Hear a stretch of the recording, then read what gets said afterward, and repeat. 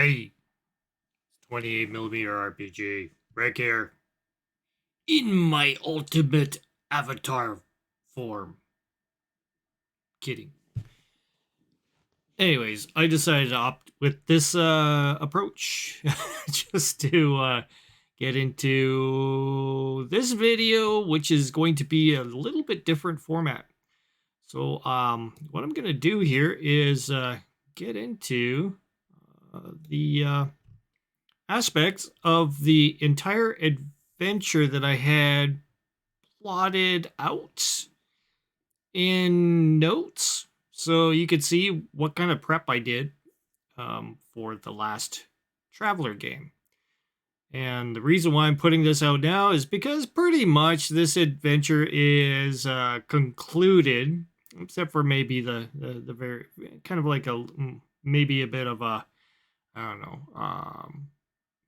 epilogue afterwards, which we will put together. And so, yeah, basically the entire this part of the series is pretty much concluded. So here you go. This is a video that I put together just before the initial episode, um, and I will explain this further in this video here. So just keep on watching here. And you notice that I have this avatar here that's talking. I have a plan to go ahead and take everybody's characters in the game and do the same sort of avatar thing. The only issue is in Discord, the audio doesn't get separated out properly. So I'm looking at another solution.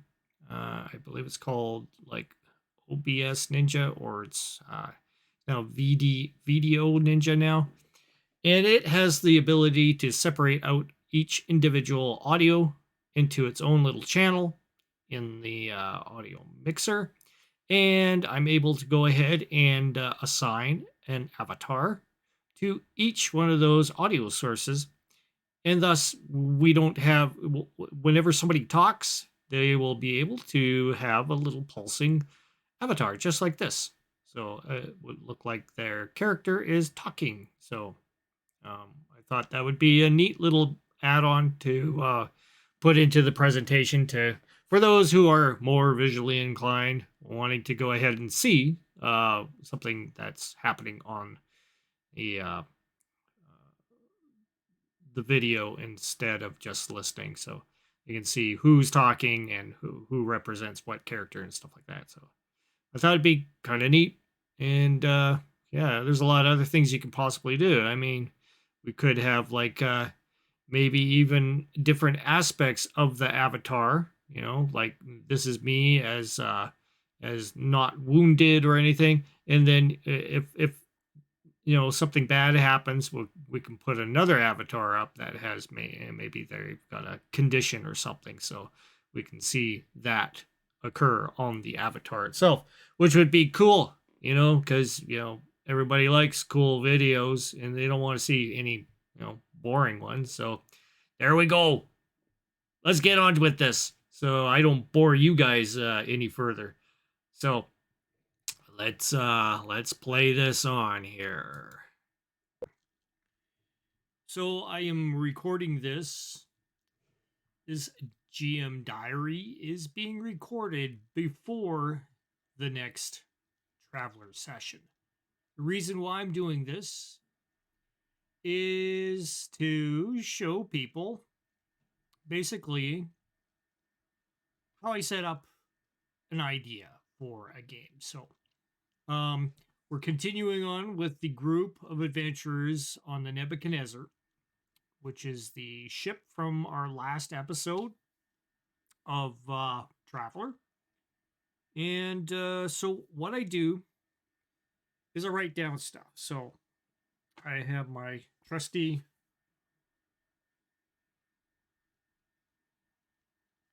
notepad here.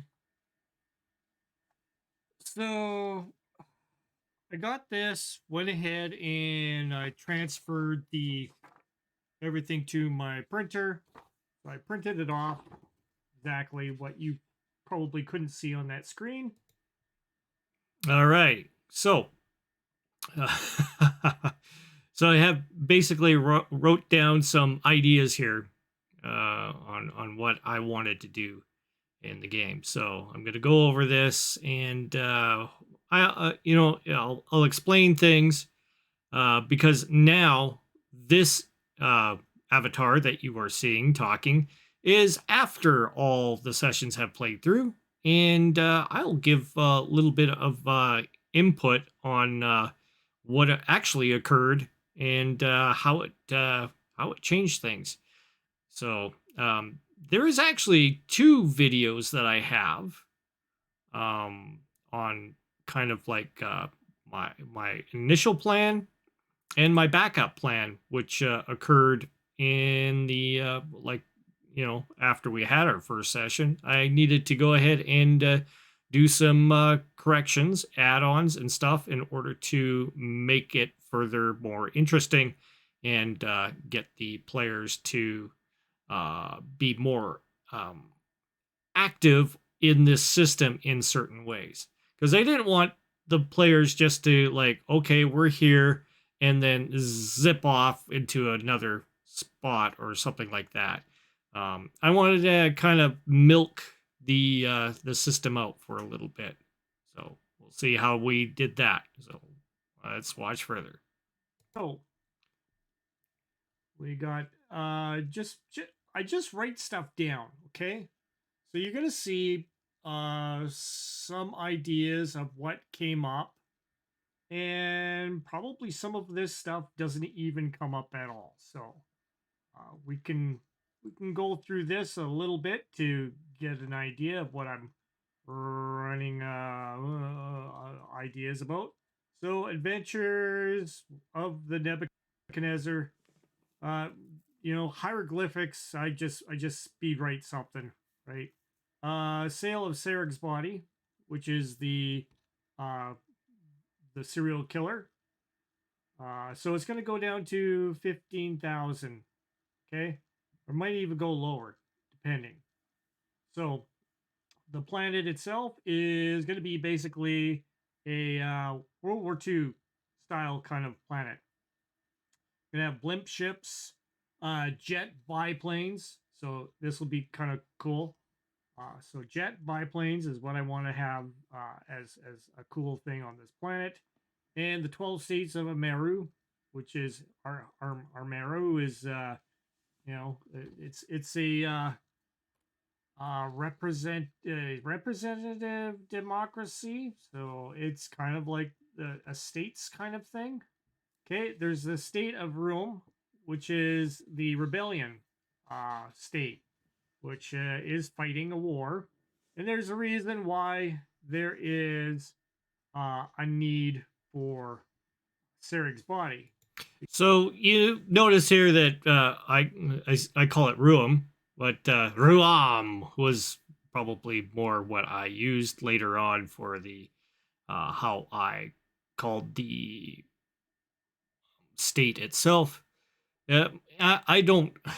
I just write stuff down, and then we figure things out later on in the game. So as a game master, because you'll find out that Sarig is not just human; he's different. So they wanted him alive, though, because he's dead. They're gonna have a few issues. So now, another thing that's on this planet as well. This is a Tech 6 planet, so that's why it's got the World War II kind of aesthetic to it, but not. It's gonna have some futuristic stuff. It's gonna be like a kind of a weird version of World War II. Of course, with the jet biplanes and stuff like that, is kind of exemplifying that kind of weirdness. Um, EMP charges. So there is another ship on this planet, which it's a stolen. There's it's some stolen goods on a pirate ship. So the pirate ship is not on the planet. It is actually somewhere in the system. The crew landed on the planet on a ship's boat. So I did write that somewhere down here. Let's see. Ship's boat. Yeah, it's going to be Gardner and Tulls are the two pirates. And they need the fission core to operate their ship's boat. So they are going to be trying to do things in order to get either a hold of the player's ship once they land, or something's gonna happen. I don't know. Maybe the players are gonna approach Gardner and Tulls. Don't know. Other things I added in. Okay, so as you may know from watching the first episode of the new season, this never ended up becoming a thing. Now, the reason why it never became a thing was because what happened was Spencer, who was piloting the ship, who knows how to fly pretty much like a flyer aircraft kind of thing. So he has the basics of how to use the yoke and the basic controls. So he has kind of an idea of how a starship flies. However, he is not a pilot. And so he had to make a couple of rolls in order to make a landing in the pirate area, so in the pirate hangar in the game. So and that was, so I didn't even have to use that part at all, but it was kind of still in the back pocket just in case there needed to be something else that could be added into the game in order to make more action happen. So it's kind of interesting to look back at this and go, oh, okay, yeah, could it, where could I have used this a little better, maybe, and adjusted for it. But let's proceed on here with some more of the ideas that were on the sheet. And here is okay, tanks ideas. We're gonna have the MP charges, which is an off-world Tech 12 kind of thing. But some of these got traded off, so this might be used somehow in securing the player's ship. Yeah, this was an option that I thought might be an interesting thing in order to have the players, have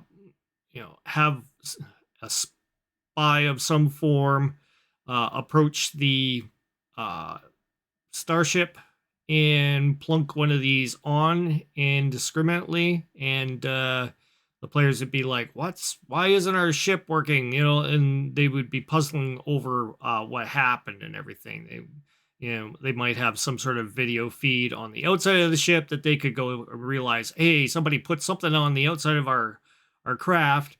That might be the issue that we're having, and thus they could either, but this is kind of in a situation that perhaps they had landed at the starport or something like that, and there is actually no actual starport. It would be like an airport that they would be landing at, and this would occur in. However, that didn't even happen. So once again, ideas written down, and this is the reason why I only write down kind of these sporadic notes, because you don't know what you are going to use and what you aren't going to use.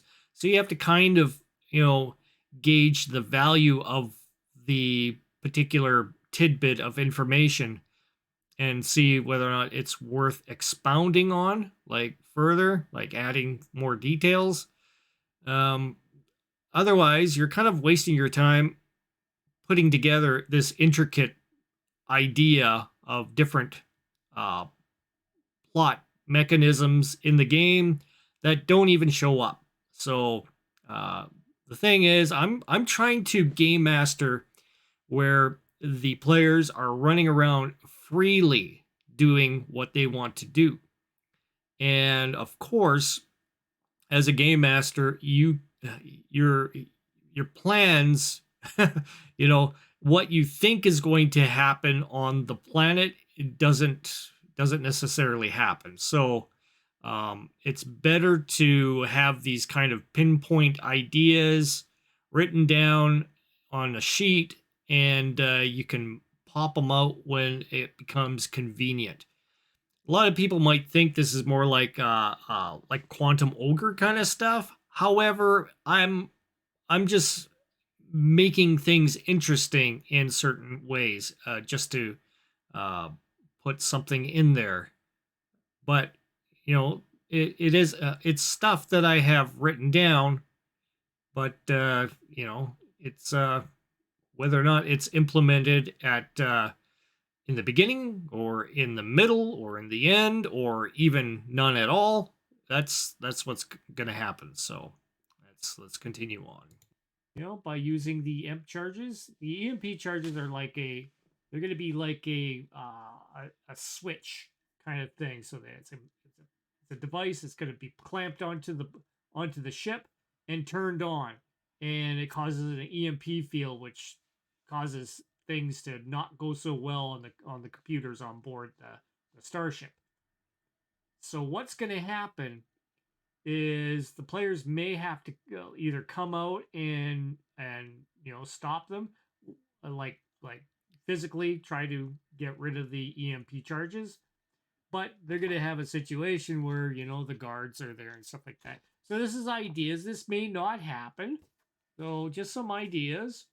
See, so yeah, and it's exactly why you only make little pinpoint ideas and jot down notes like this in order to um, it's the economy of your time. So as a game master, because if you put in a lot of work and effort and in writing down intricate notes and everything, and the players don't proceed in the direction that you thought it would go, then it's no big deal. So you just continue on gaming as with just some ideas written down, and if they don't use them, I mean, those things still exist on the planet. There's still um, a couple of pirates that are on the planet. There's still the ship's boat on the planet.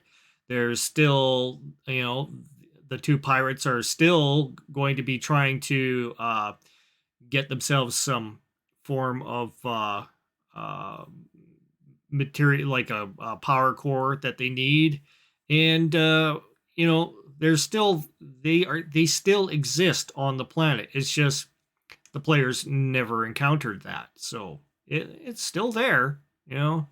It's not technically quantum ogering. It's just ideas that either come to fruition or don't.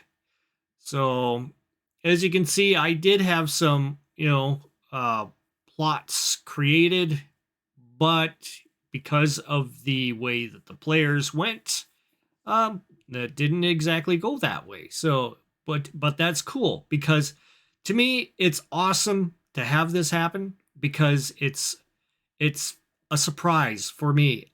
Like, it's you can you can put somebody through an adventure, like, say, Keep on the Borderlands, where as a game master what they're going to encounter and all that stuff as they go through each of the caves, and all the you know encounters within those caves are kind of uh set pieces. Game mastering in Traveller is a way different. So taking your notes in this form and having ideas written out, where each NPC has like some sort of mission, or they need this, they need that. That helps greatly. So if they had ever encountered the two pirate characters in this game, that would have been you already knew what these characters want to do, and you would um, role play them as a GM in certain ways where they'll try to manipulate the characters into getting what they want, possibly, or working together with the characters in order to get what they want. And you could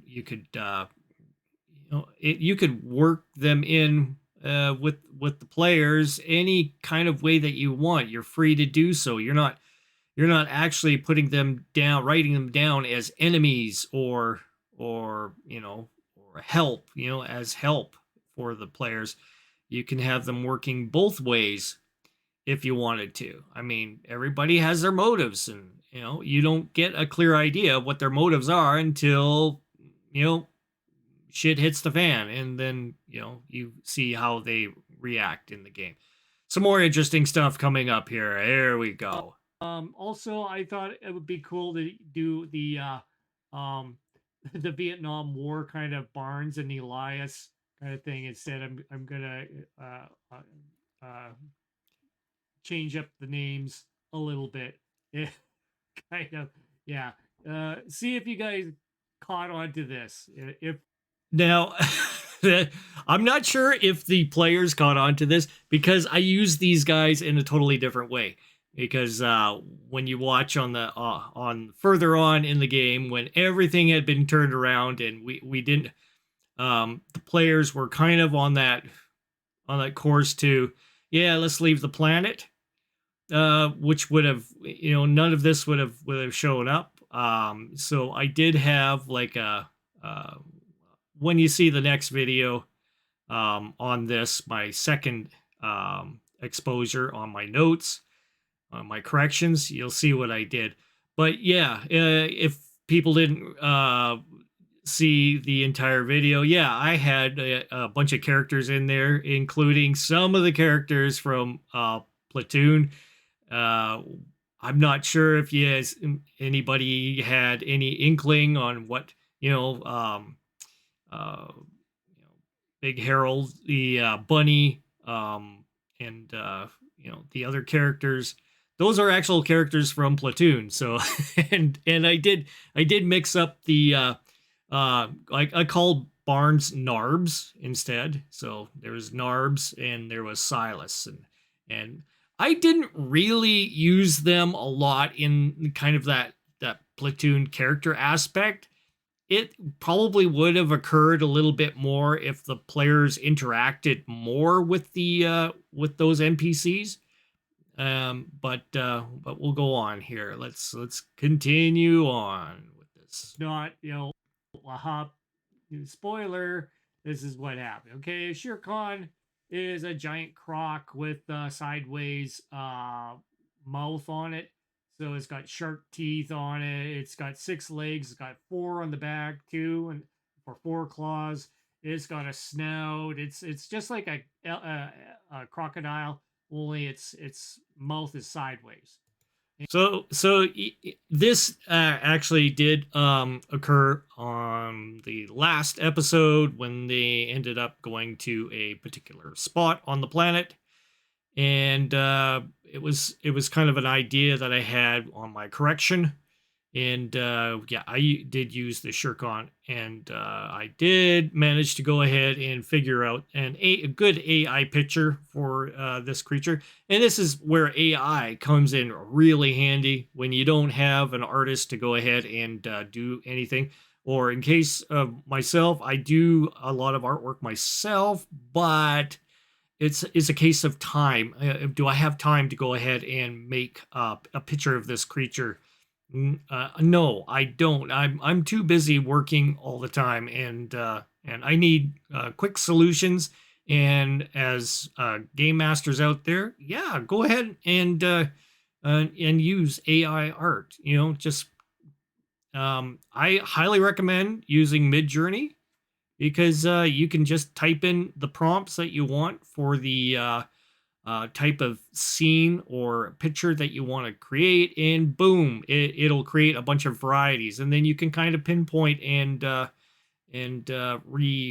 redo certain ones, and or make variations of each kind of idea. And that's cool because it's just a great resource. I mean, I do pay the subscription, but I'm using it a lot. Like even the backgrounds of what you're seeing here is all AI made pictures. And so it's really cool. You can do stuff that makes your videos look really awesome, and you'll have lots of color, you'll have lots of variation, and ever since I've done that, I've had a lot more people gravitate to my videos. So my my subscriptions have gone up, and and I would like to say right now, hey, if you do like what you see and you like the ideas that I'm coming up with, and I'm open to showing you, exposing all my ideas. Check, subscribe. It's free. You're getting free information for different things for your own games, and just keep on adding to my channel. I'm not going to monetize this channel. This is entirely going to be free. If I do any kind of advertising, it's going to be just it'll be for games and stuff like that within my control. I'm not going if you see ads being played over top of this video or any of my videos, feel free to use an ad blocker, because I think until YouTube decides to go ahead and smarten up and realize the value of their creators, I have no intentions of having any kind of um, advertising being played over top of my videos. So um, they can advertise on the sides, or whatever. But if they're putting videos over top of my videos, well, yeah, you guys suck. Just you know, if they were to treat their creators more fairly, then I wouldn't feel this way. So there, my rant over. Let's continue. And got the wrote down some basic stuff on the stats on that creature. So those were just some ideas that I had, and I've got a little bit of a write up happening here on just who the NPCs are, like the leaders of the on the planet, the leader of the of the states, and the leader of the opposition, which is the rebellion. And so there's this little war going on between the two countries, so to speak. And it was interesting in the game that the players asked about radar facilities and stuff like that, and I kind of put them in a direction. They realized, oh, there's something going on between this area and this area, and it looks like they're set up defensively against each other. So it was cool that they caught on to that without having to actually land on the planet yet. So which was nice. Very very brainy guys. Awesome on you players to uh, you know key in on that. That was awesome. And yeah, there's gonna be like bloodshed, and it's gonna be Vietnam War kind of stuff. There'd be jet copters and stuff like that, since there's jet biplanes and stuff. I might look up a few items on some ideas of some other um like ships and stuff, or things that are like dirigibles, blimps, um things that could be slightly modified, thinking kind of like retro rocket kind of 50s 60s kind of stuff that people thought were futuristic. And Yeah, yeah. Taking a look at a lot of old popular mechanics from way back when, images from ideas that people had way back when, thinking that, hey, this is going to be the future. These bubble houses are going to be the future, and all that kind of stuff. The grav train, that is the future, and they they got all kinds of weird concept art in those magazines that never came to fruition. And it's just stuff that you can grab onto, especially for traveler games, because you're dealing with technologies that are mixing it up with all kinds of different other technologies sometimes. And there's going to be kind of like some sort of black market trade going with high tech items in a low tech areas, because naturally that is going to be a thing, you know, with when it comes to a traveler uh, full on campaign, because you're going to have that occurring. Um, it's obvious that there's going to be some sort of exploitation happening in some certain sort of ways in a traveler type universe. So it's something that you can key in on as a game master and make it part of what goes on in your worlds. Do a little mashing like that, so you'll see that in the methods of my game session as well. So the reason why I have this in this, you're going to obviously be seeing this after the session. Well, this is before the session. So this is recorded on Saturday, the night before the actual game session happens on Sunday.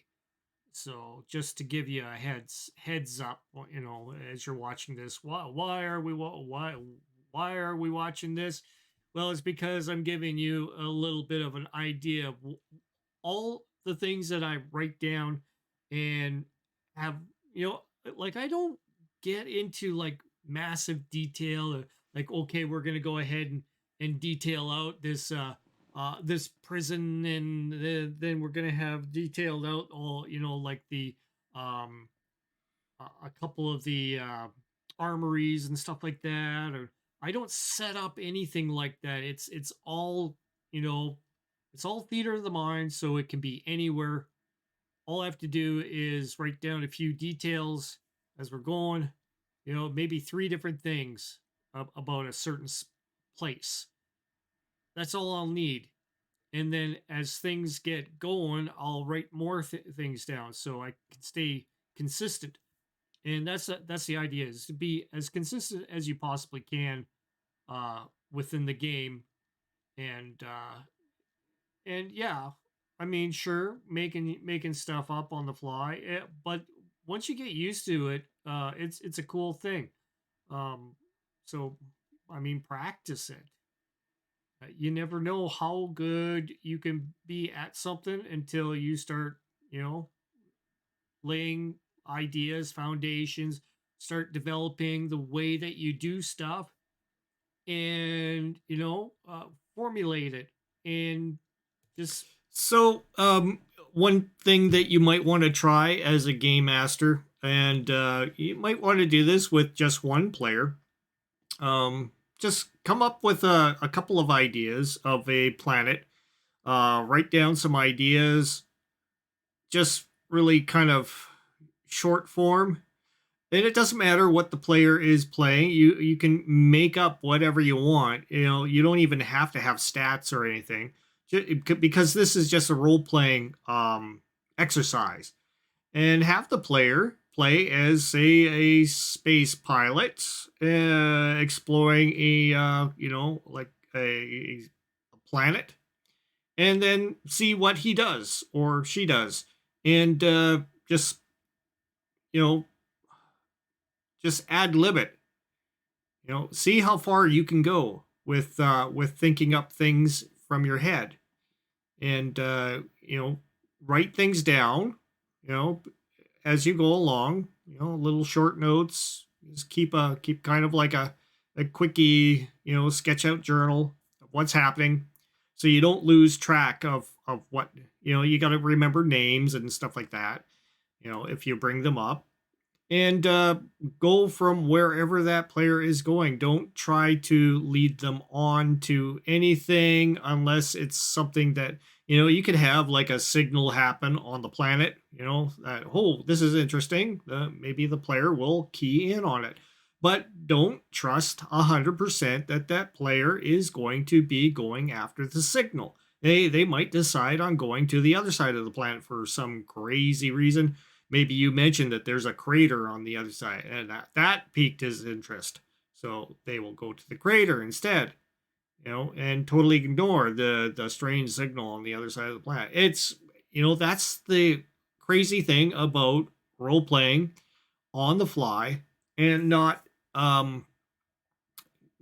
worrying about, having set, destinations for everybody. Because, if you ran them through a railroad where, okay, you're going to go ahead and check out the signal, or have an NPC saying, we are going to go check out the signal. I am the captain of the ship and I say what goes. I mean, sure, you could have that, and then have the players as, subordinates on the craft, and okay, we got to go check this out. Sure, that works too. But if the players are like fully in control of all their actions, you're going to find out real quick, real fast that, what you lay out as plans does not go according to what you thought it would be. So, which to me, like I say, that's the cool thing, because it creates an, like, it surprises me. It makes it fun for me, because it's something that I totally did not see that was going to be coming up, and I can adapt from between sessions, and you'll see that with part 2 on this. So I just thought this would be an interesting thing. I'm not going to go ahead and play any more of this video, because there's really no point. I'm kind of just going over all the details of it anyways right now, in current real time right now, and it's kind of cool to look back at it and see what I thought might happen.